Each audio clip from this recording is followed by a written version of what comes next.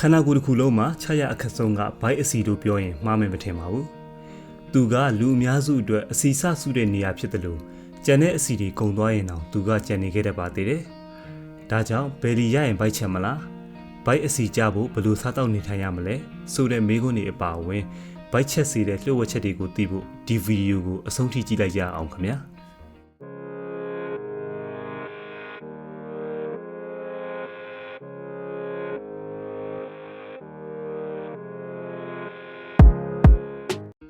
နီလန်းတွေကိုမပြောခင်ပထမဆုံး1 byte အစီအကြောင်းကိုသိဖို့လိုအပ်ပါတယ်။1 byte နေရာမှာတည်ရှိနိုင်တဲ့အစီအဓိကအားဖြင့်2မျိုးရှိပါတယ်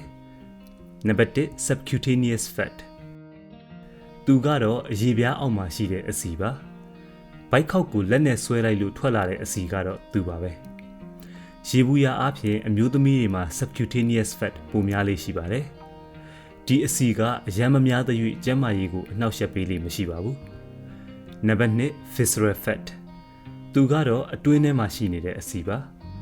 အသေးကြောက်ကက်စသည်ဖြင့်ကိုယ်တွင်းကလီစာတွေရဲ့ဘေးမှာကပ်နေတတ်ပါတယ်ရေဘူးရအားဖြင့်အမျိုးသားတွေမှာ visceral fat ပိုများလေးရှိပါတယ်သူကတော့ကျန်းမာရေးကိုထိခိုက်စေတဲ့အစီမျိုးဖြစ်ပါတယ် visceral fat များလာရင် insulin resistance လည်းတက်လာတတ်ပါတယ်ဒါကတနည်းအားဖြင့်သွေးတွင်းတကြားဓာတ်ကိုမြင့်တင်ပေးပြီးအချိန်ကြာလာတဲ့အခါစီးကျိုဖြစ်လာတတ်ပါတယ်ဒါကြောင့်ဝါတဲ့သူတွေကအချိုအစားနဲ့ရင်တောင်စီးကျိုဖြစ်တဲ့ရာဂိုင်နှုန်းပိုများကြတာဖြစ်ပါတယ်။ဒီတော့ဘိုက်အစီကျခြင်းနဲ့ဘိုက်ချက်ခြင်းနဲ့ဆိုရင်ဒီအစီ2မျိုးစလုံးကိုချပေးရမှာဖြစ်ပါတယ်။ဒီနေရာမှာကျွန်တော်ဘယ်လီရရင်ဘိုက်ကြမှာလား။ကျမဘယ်လီလဲရရတာနဲ့ဘိုက်မကြဘူးဆိုတဲ့အကြောင်းကိုတစ်ခါတည်းထည့်ရှင်းပြပေးပါမယ်။ဘယ်လီရရင်အဓိကထိတာကတော့ subcutaneous fat နဲ့ကြွက်သားဖြစ်ပါတယ်။ဒါကြောင့်ဘယ်လီရရင်ဘိုက်ချက်မလားဆိုရင်အတန်အသင့်ချက်ပါတယ်။ကြွက်သားပေါ်ပါမယ်။ဒါပေမဲ့ visceral fat ကိုပါချနိုင်မှဘိုက်ကလိုချင်တဲ့ပမာဏအထိကျမှာဖြစ်ပါတယ်။တကယ်တော့ subcutaneous fat က visceral fat ပါကျဖို့အရေးအကြီးဆုံး2ခုပဲလိုပါတယ်။ဘာလဲဆိုတာမှန်းကြည့်ပါလားဗျ။ကျွန်တော်အချိန်5စက္ကန့်ပေးပါမယ်။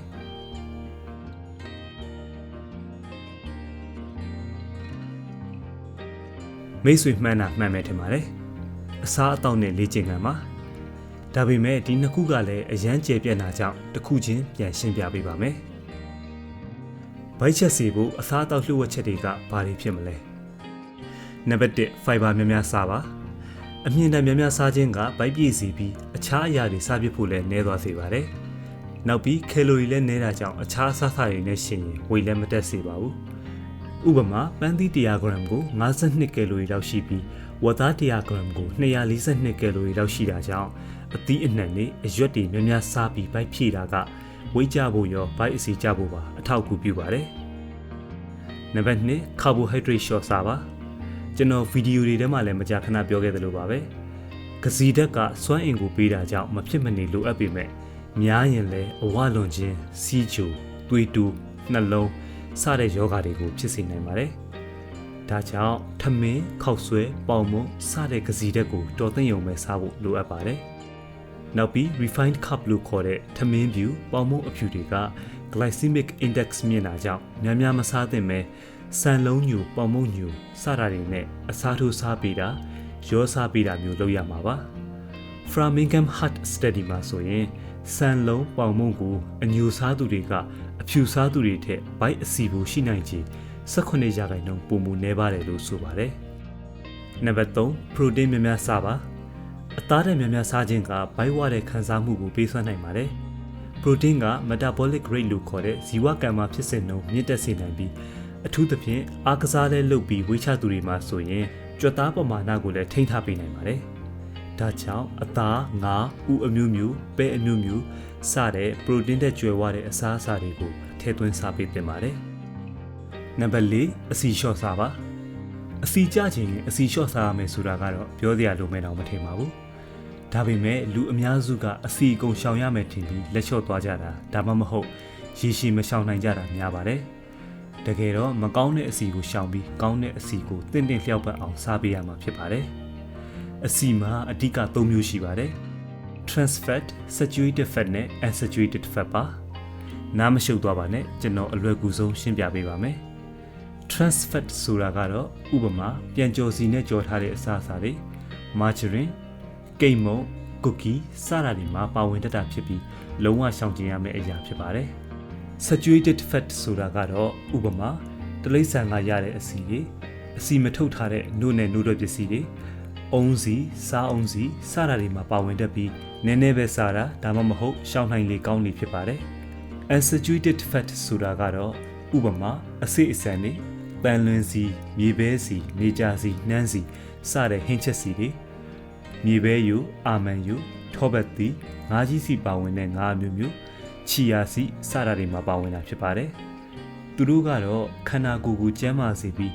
နှလုံးကျန်းမာရေးကိုလည်းကောင်းမွန်စေတာကြောင့်အတန်အသင့်စားပေးရမယ့်အစီအတွေဖြစ်ပါတယ်။ဒါကြောင့်အစီကျဖို့အစီလျှော့စားရမယ်ဆိုပေမဲ့ဒါကမကောင်းတဲ့အစီကိုရှောင်ပြီးကောင်းတဲ့အစီကိုတင့်တဲ့ပမာဏစားခိုင်းတာဖြစ်ပါတယ်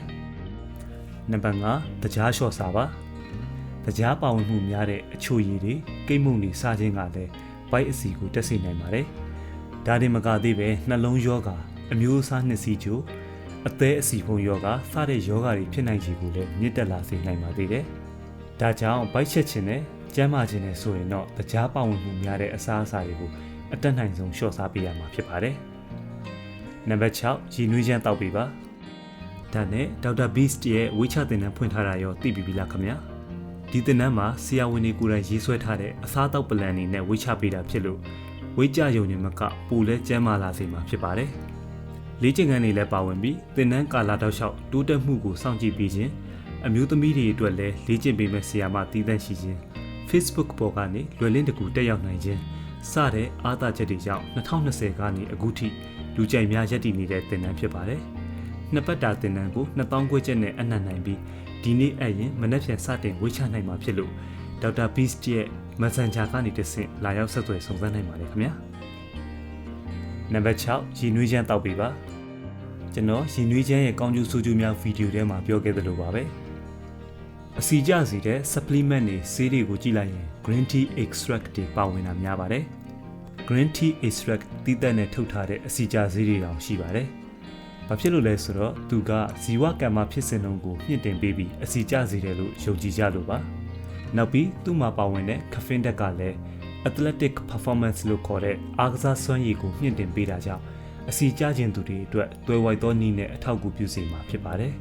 ။နံပါတ်9 detox water တောက်ပေးပါ။ detox water ဆိုတာကတော့ဝိတ်ချတဲ့သူတွေကျန်းမာရေးလိုက်စားတဲ့သူတွေအားလုံးရင်းနှီးပြီးသားဖြစ်မှာပါ။တံမယာသည်ပူစီနံတခွာသည်စသည်ဖြင့်အသီးတွေအရွက်တွေလှိထည့်ထားပြီးစိန်ထားတဲ့ရေကိုတောက်ပေးတာပါ။ဒီရေကခန္ဓာကိုယ်ထဲကအဆိပ်အတောက်တွေကိုတန့်စင်ပေးနိုင်တယ်လို့ယုံကြည်ကြလို့ detox water ဆိုပြီးနာမည်ရထားတာနာမည်ပေးထားတာဖြစ်ပါတယ်။ဒါနဲ့မကသေးပဲကိုထဲ့တဲ့အသီးတွေအရွက်တွေပေါ်မူတည်ပြီးဘိုက်ကရောခန္ဓာကိုယ်တစ်ခုလုံးကရောအဆီတွေကိုလည်းကျစေနိုင်ပါသေးတယ်။အဆီကျဘိုက်ချက်စေတဲ့ detox water လုံနည်းတွေကိုတော့ဗီဒီယိုတစ်ပုဒ်အနေနဲ့တည်တံ့တင်ပေးထားတာဖြစ်လို့ဒီဗီဒီယိုပြီးရင် comment ထဲက link ကနေတွားရောက်ကြည့်ရှုနိုင်ပါတယ်ခင်ဗျာ။ကဲအစားအသောက်အကြောင်းကတော့ဒီလောက်ပါပဲ။ဒီတော့ဘိုက်ချက်စေဖို့လေ့ကျင့်ခန်းလှုပ်ဝက်ချက်တွေကရောဘာတွေဖြစ်မလဲ။နံပါတ်1ကာဒီယိုလေ့ကျင့်ခန်းလုပ်ပါ။ကာဒီယိုလေ့ကျင့်ခန်းဆိုတာကတော့ရေဘူးရအားဖြင့်နှလုံးခုန်မြန်စေတဲ့လေ့ကျင့်ခန်းတွေဖြစ်ပါတယ်။ဥပမာကျိုးခုန်တာရေကူးတာပြေးတာလမ်းလျှောက်တာလှေကားတက်တာစတာတွေကကာဒီယိုလေ့ကျင့်ခန်းတွေဖြစ်ပါတယ်။ကာဒီယိုလေ့ကျင့်ခန်းတွေက visceral fat ကိုလည်းလောင်ကျွမ်းစေတာကြောင့်ဘိုက်အဆီကျဖို့အရေးပါတဲ့လေ့ကျင့်ခန်းတစ်မျိုးဖြစ်ပါတယ်။နံပါတ်2ဘယ်လီရိုက်ပါ။ဒါကတော့အထူးတလဲရှင်းပြဖို့မလိုတဲ့လေ့ကျင့်ခန်းပါ။ဒါပေမဲ့ဘိုက်ကြွက်သားလေ့ကျင့်ခန်းကိုပုံစံတစ်မျိုးတည်းလုပ်တာထက်ပုံစံမျိုးစုံနဲ့ရိုက်ပေးတာကပိုပြီးတော့ထိရောက်ပါတယ်။အဲ့ဒါမှဘိုက်အဆီရောခါအဆီတွေပါတစ်ခါတည်းကြာမှာဖြစ်လို့ပါ။နံပါတ်3အလေးမပါ strength training resistance training လို့ခေါ်တဲ့အလေးမခြင်းဟာလည်းဘိုက်အဆီတွေကိုကြာစေနိုင်ပါတယ်။အလွယ်ပြောရရင်တော့ဂျင်မာဆော့နေတဲ့အလေးမနည်းမျိုးတွေပါ။အလေးမခြင်းဟာလည်းကယ်လိုရီလောင်ကျွမ်းစေနိုင်တဲ့အားကစားဖြစ်ပြီးဘိုက်အဆီကျရုံနဲ့မကအခြားခန္ဓာကိုယ်အစိတ်ပိုင်းတွေကိုလည်းအချိုးကျစေပါတယ်။ဒါဆိုရင်တော့ဘိုက်အဆီကျစေတဲ့လေ့ကျင့်ခန်းအကြောင်းရောအစားအသောက်အကြောင်းရောသိသွားလောက်ပြီထင်ပါတယ်။ဒါပေမဲ့တစ်ခုကြံနေပါသေးတယ်။အဲ့ဒါကတော့ဘိုက်ချက်စေတဲ့ lifestyle လှုပ်ဝက်ချက်တွေပါ။အစားလျှော့လေ့ကျင့်ခန်းလုပ်ပေမဲ့နေထိုင်မှုပုံစံမပြောင်းလဲရင်လုံးတလောက်အရာမထင်ဖြစ်တတ်တာမို့လို့ဒီ lifestyle လှုပ်ဝက်ချက်3ချက်ကိုလည်းသိထားဖို့လိုအပ်ပါတယ်။နံပါတ်1အေးအေးဝဝအိပ်ပါ အေးရေးမဝခြင်းဟာကျန်းမာရေးပြဿနာများစွာဖြစ်စေနိုင်ပြီးဝိတက်ခြင်းကလည်းဆိုးကျိုးထဲမှာတစ်ခုအပါအဝင်ဖြစ်ပါတယ်။ဒါဟာအစားစားခြင်းကိုထိန်းချုပ်တဲ့ leptin နဲ့ ghrelin လို့ခေါ်တဲ့ဟော်မုန်းနှစ်ခုကမောက်ကမဖြစ်သွားလို့လည်းပါဝင်ပါတယ်။ဒါနဲ့မကသေးပဲလေ့ကျင့်ခန်းလုပ်ထားတဲ့ကြွက်သားတွေအနားရဖို့ကလည်းအိပ်ဆက်ခြင်းကအရေးပါတာဖြစ်လို့ဗိုက်ချတဲ့အစီချတဲ့သူတွေအတွက်တော့အေးရေးဝဝအိပ်ဖို့အလွန်အရေးကြီးပါတယ်။နံပါတ်2စိတ်ဖိစီးမှုကိုလျှော့ချပါစိတ်ဖိစီးမှုများတဲ့အခါကော်တီဇောလို့ခေါ်တဲ့ဟော်မုန်းထွက်လာပြီးဒီဟော်မုန်းကအစားစားခြင်းစိတ်ကိုဖြစ်စေသလိုအဆီလည်းတက်စေတာကြောင့်ဘိုက်နဲ့ခါအဆီများလာတတ်ပါတယ်။နောက်ပြီးဘိုက်နဲ့ခါမှာအဆီများသူတွေကကော်တီဇောလည်းပိုထုတ်လေရှိတာကြောင့်အဆီတက်ဖို့ကိုတွန်းအားပေးပြန်ပါတယ်။ဒါကြောင့်ဘိုက်အဆီကျခြင်းရင်တော့စိတ်ဖိစီးမှုကိုလျှော့ချဖို့လည်းအရေးကြီးပါတယ်။နံပါတ်3ရေလုံလောက်အောင်တောက်ပါ။သင်ရေတောက်တာလုံလောက်ရလားဆိုတဲ့ဗီဒီယိုထဲမှာကျွန်တော်ပြောခဲ့သလိုပါပဲ။အစားမစားခင်ရေတောက်ပေးခြင်းကဗိုက်ပြေသွားစေတာကြောင့်တကယ်စားတဲ့အခါမှာများမစားနိုင်တော့ပါဘူး။ဒါကြောင့်ရေတောက်ခြင်းကအကုန်ကျနေတဲ့ဝိချနီဗိုက်အဆီချနီတစ်မျိုးဖြစ်ပါတယ်။ဒါတွေမကသေးပဲခန္ဓာကိုယ်ပေါ်ကောင်းကျိုးတွေလည်းအများကြီးရှိတာကြောင့်ရေကိုလုံလောက်တဲ့ပမာဏတောက်ပေးဖို့အရေးကြီးပါတယ်။ကဲဒီလောက်ဆိုရင်တော့ဗိုက်ချက်ဖို့လှုပ်ဝက်ချက်တွေကိုသိသွားလောက်ပြီလို့ထင်ပါတယ်။ဒေါက်တာ Beast ရဲ့ကြက်မာဝေးချကြမယ့်သင်တန်းကိုလည်း comment ထဲမှာရှင်းပြပေးထားတာဖြစ်လို့ဝင်ရောက်ကြည့်ရှုလေ့လာနိုင်ပါတယ်ခင်ဗျာ။ဒါဆိုနောက်ဗီဒီယိုတစ်ပုဒ်မှာပြန်ဆောင်ကြတာပေါ့ခင်ဗျာ။